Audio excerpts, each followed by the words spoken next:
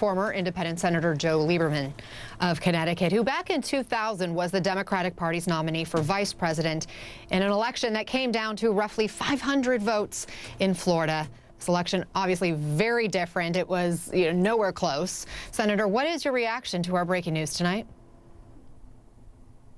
Well, I begin by saying that the president made a call to the Secretary of State of Georgia that no election official at any level in American government should ever have made, let alone the President of the United States. It was reckless. It was contrary to basic American values. We're a country of the rule of law, and this call was basically an attempt to get the Secretary of State to do something that he believed the law does not require him to do.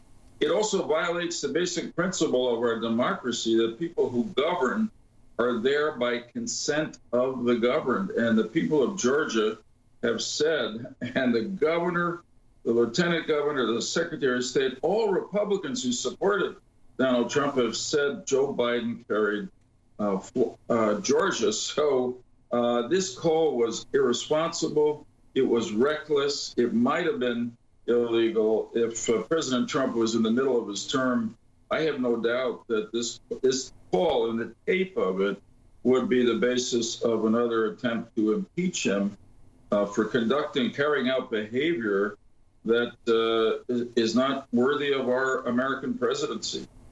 If not impeachment, though, what can be done to hold him accountable?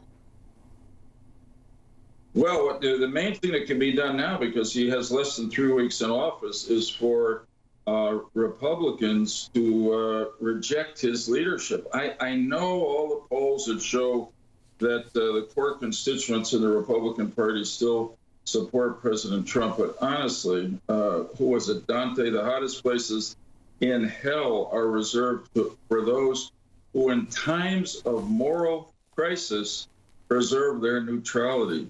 This is a time of moral crisis. And President Trump, Donald Trump, will take the Republican Party over the edge. Incidentally, I want to give a shout out and praise Secretary of State Brad Raffensperger in Georgia. This man deserves a chapter in Profiles in Courage. The President of the United States calls him and basically asks him to change the position that he's taken after 2 or 3 recounts in Georgia and litigation that ended up in his favor. And he has the guts, the courage to quietly say no to the President of the United States. So that's the kind of behavior that I think we've got to see. And look, I'd be saying this if this was a Democratic president. This is just bad for the country. We can't take it anymore. Incidentally, the president also has to get to a point where he realizes that there's no more reason to fight. I said after the election, thinking about our own experience, Al Gore and me in 2000, where we did go to court. It ended up in the Supreme Court. It shouldn't have been there. The Supreme Court made a decision which we thought was absolutely wrong and infuriated us. But Al Gore said, for the good of the country, we've got to stop now. It was December 13th, 2000. The Electoral College votes were going to be opened up in Washington about a week later. And in the interest of our country, Al Gore said, that's it, even though we were bitterly disappointed. It's time for Donald Trump to do that because he's really playing with fire here. There are millions of people in America who are very loyal to him. And some of them are coming to Washington on Wednesday. Some of them have said, at his urging, some of them have said on their own that they may have to get violent. The president is at a point where if he doesn't stop soon, he will threaten the domestic tranquility of the United States. And, that's one of the reasons why our founders wrote the Constitution and started the United States of America, to ensure our domestic tranquility. I think President Trump has to be told by somebody around him that he's about to do something that will risk the domestic tranquility of the United States and frankly put people at risk of personal injury and danger. It is. It's incredibly dangerous. And here you have at least a dozen Republicans on the Senate side.